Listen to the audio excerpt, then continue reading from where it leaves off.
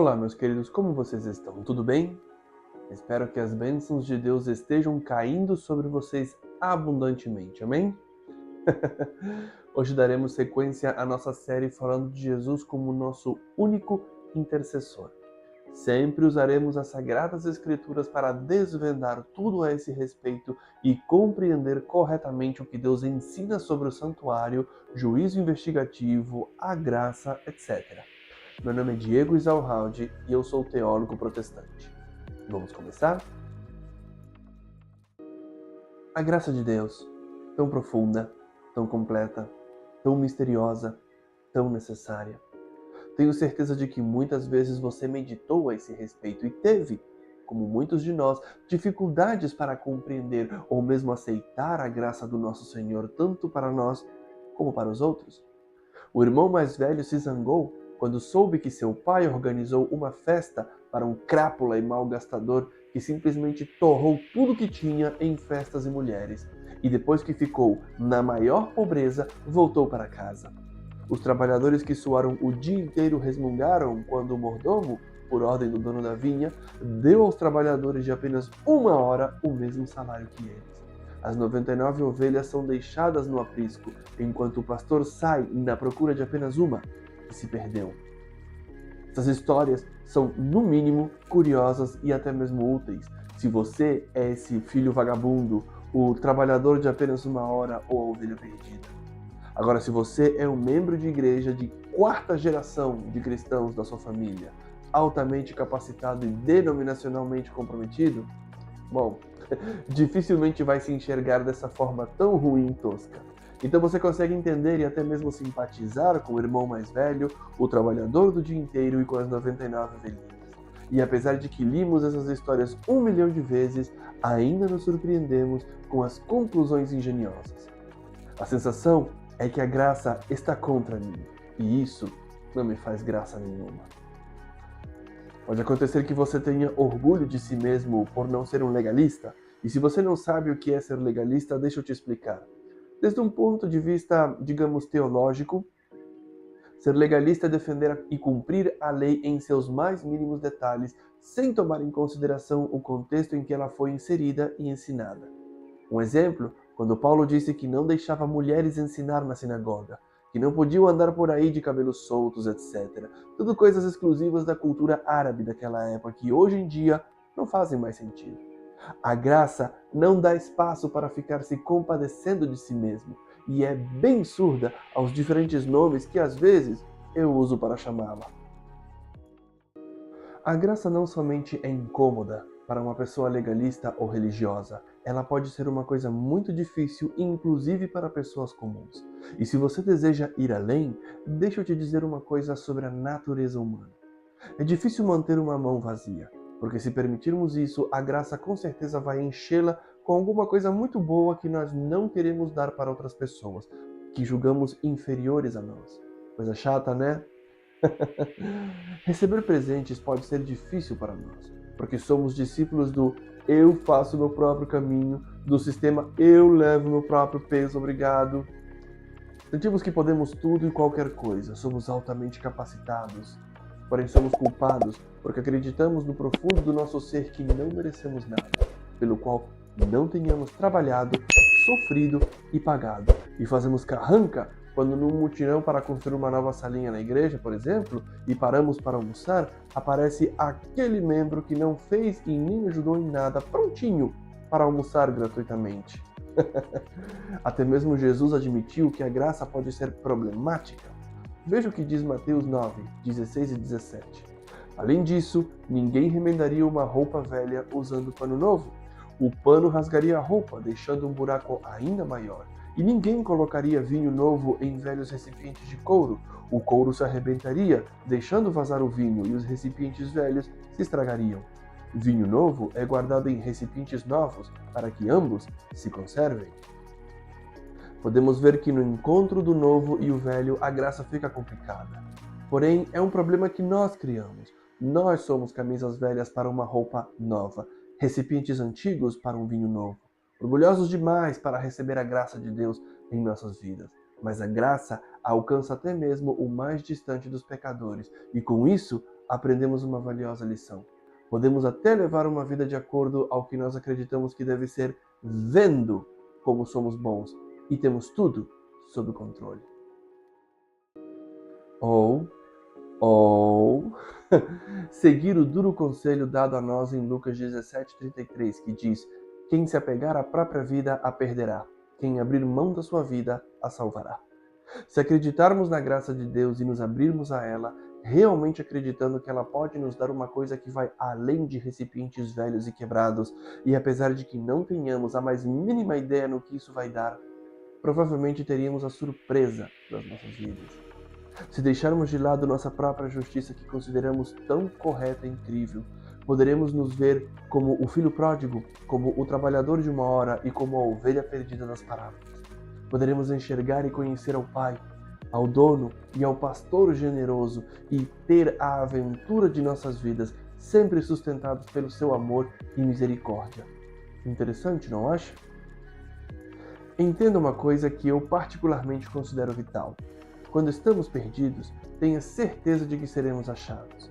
Achados pela graça cujo único interesse não é fazer que gente boa seja melhor, mas encontrar o perdido e trazê-lo de volta ao lar, levá-lo para uma festa. Porém, isto nos leva a um caminho que, como seres humanos, não nos agrada muito: a obediência. Como falamos desde o início, não podemos alcançar ou merecer a graça perdoadora de Deus. Precisamos admitir que todas as boas obras que possamos fazer jamais conseguirão ganhar a salvação, porque não são as boas obras que nos mantêm acordados durante a noite. É outro conjunto de coisas. Apocalipse 3:5 nos diz: o vitorioso será vestido de branco. Jamais apagarei seu nome do livro da vida e confirmarei diante do meu Pai e dos seus anjos que ele me pertence.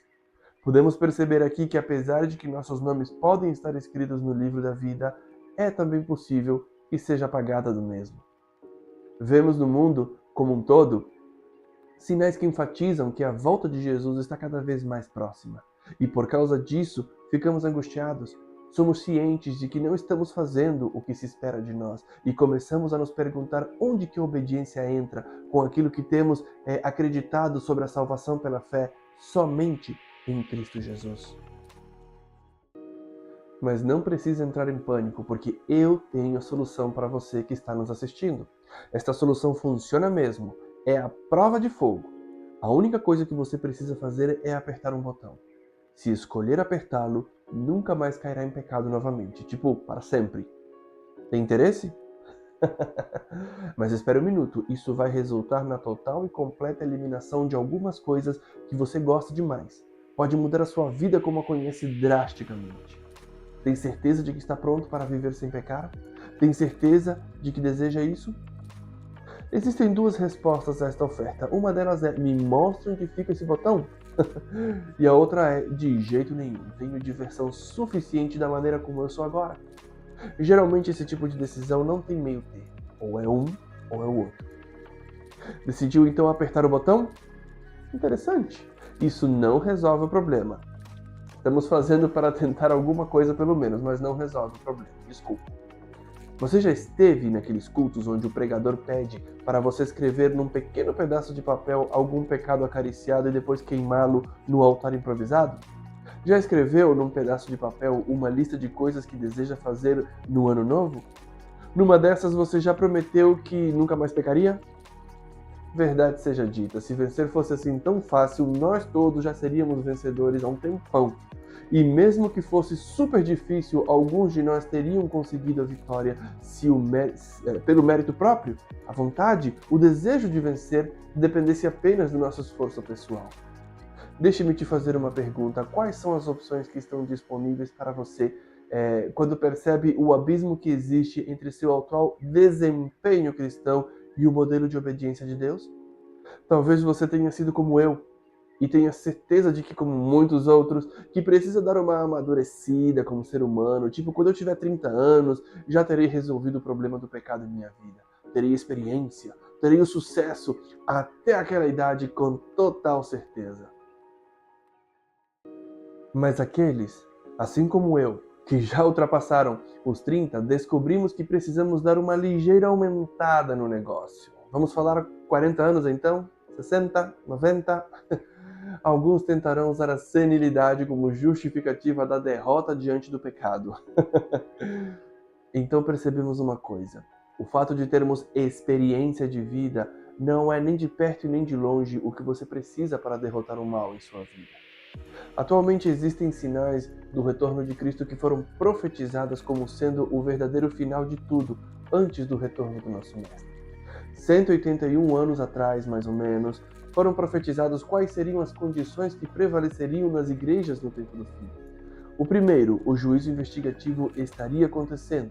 E segundo, o espírito de profecia seria atacado e menosprezado. E se estiver prestando bastante atenção ao seu redor, vemos isso se cumprindo inexoravelmente. E por causa dessas evidências do retorno do nosso amado Mestre em nossos dias, as pessoas estão entrando em pânico, acreditando em cada criatura que finge falar em nome de Deus, porém só fala de si mesmo e tudo contrário às Sagradas Escrituras. Uma das maiores tentações que enfrentamos atualmente é essa atitude nossa de querer acomodar a nossa própria teologia para se adaptá-la à nossa experiência, ao invés de buscar adaptá-la à teologia de Deus. O mundo cristão nominal, e quando eu digo nominal, quero dizer aqueles que são cristãos só de nome mesmo, mas não têm ideia de nada, acreditam em charlatães e não estudam a Bíblia.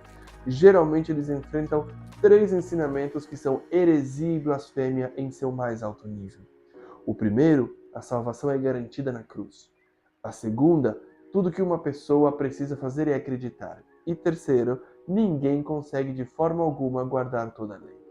Esses ensinamentos pairaram e ainda pairam, feito uma sombra maligna nas igrejas cristãs. Paulo nos diz em Efésios 6,12 o seguinte: pois nós não lutamos contra inimigos de carne e sangue, mas contra governantes e autoridades do mundo invisível, contra grandes poderes neste mundo de trevas e contra espíritos malignos nas esferas celestiais. Ou seja, que lutamos contra seres sobrenaturais que estão sempre tentando nos induzir a aceitar essa teologia do mundo cristão nominal. Eles tentam nos enganar com a ideia de que o juízo investigativo e o dom de profecia são uma farsa e que devemos dar por certo que estamos salvos. Por esse mesmo motivo é que devemos saber a missão do cristianismo genuíno neste mundo. É muito mais além do que Martinho Lutero e os reformadores já fizeram. É preparar o povo de Deus para a sua vinda. A acusação original de Satanás é que a lei de Deus não pode ser obedecida. Quando o homem desobedeceu à lei do soberano do universo, o inimigo adicionou outra acusação. O homem nunca poderá ser perdoado. Ele não tinha a mais mínima ideia de que o próprio Criador viria para pagar a dívida infinita do pecado. Foi a vida e morte de Jesus que fez possível que os pecadores sejam perdoados e a lei de Deus seja obedecida. E aqueles que vivem a vida de fé que Jesus viveu, obterão a vida eterna. O livro de Cristo, o Apocalipse, tem como tema principal o perdão. Vitória é a mensagem de todo o livro. Ele nos lembra uma e outra vez que a graça de Deus inclui não somente o favor que não merecemos, mas também o poder que não merecemos. Paulo entendeu isso muito bem e o deixa registrado em Romanos 1,17, que diz: o justo viverá pela fé. Os que foram justificados pela fé também devem viver pela fé. Não somente a justificação vem apenas pela fé, mas também vencer vem apenas pela fé. Colossenses 2,6 diz: e agora, assim como aceitaram Cristo Jesus como Senhor, continuem a segui-lo. Todo o processo da salvação se realiza através da fé em Jesus e somente nela. Tudo é gratuito. Jesus usou a parábola da videira para ensinar uma coisa muito importante. João 15 é um dos capítulos mais fora do comum das Sagradas Escrituras. Ela nos mostra como surge a obediência e ao mesmo tempo nos ensina que a obediência genuína é natural e espontânea. Já que a obediência é um fruto da fé, os frutos do Espírito são os frutos da fé, e os frutos da fé crescem em nossa vida da mesma forma que crescem as uvas numa vinha. O crescimento acontece quando os ramos estão conectados à videira e permanecem nela. João 15, 4 e 5 diz: permaneçam em mim e eu permanecerei em vocês. Pois assim como um ramo não pode produzir frutos se não estiver na videira, vocês também não poderão produzir frutos a menos que permaneçam em mim. Sim, eu sou a videira, vocês são os ramos. Quem permanece em mim e eu nele, produz muito fruto, pois sem mim vocês não podem fazer coisa alguma. O que vou te dizer agora pode te chocar, mas você precisa ouvir. O propósito de nos relacionarmos com Deus não é para irmos ao céu. Não consiste em obter a vitória sobre nossos pecados. O real propósito é ter o privilégio de conhecê-lo. É pelo privilégio de poder estar em sua presença. Não se trata de nós, e sim dele. E mesmo que seja inevitável que alguns perseverem até o fim e consigam a vida eterna, não é o propósito principal ao nos relacionarmos com Jesus. Quer alcançar a vida eterna e ter o privilégio de conversar e conviver com o ser mais incrível em todo o universo? Que mesmo sendo todo-poderoso e podendo ser e fazer do jeito que lhe aprovesse, podendo ser um ditador tirânico e subverter as suas criações a uma vida de servidão e angústia? Não. Ele resolveu que a base e o fundamento da sua existência seja o amor e a justiça. Sua lei, longe de nos tornar infelizes, é o que nos mantém vivos e nos deu a possibilidade, através do seu Filho Jesus, de voltar a desfrutar da sua presença em comunhão ampla e cheia de amor por toda a eternidade. Rapaz, isso é algo que eu gostaria de desfrutar e estou sinceramente disposto a sacrificar qualquer coisa para obtê-lo. E você? Lembre-se sempre, não acredite em tudo que vê ou escuta, mas faça o teste com a eterna palavra de Deus, já que para um cristão nada mais importa, a não ser assim diz o Senhor. Até a próxima.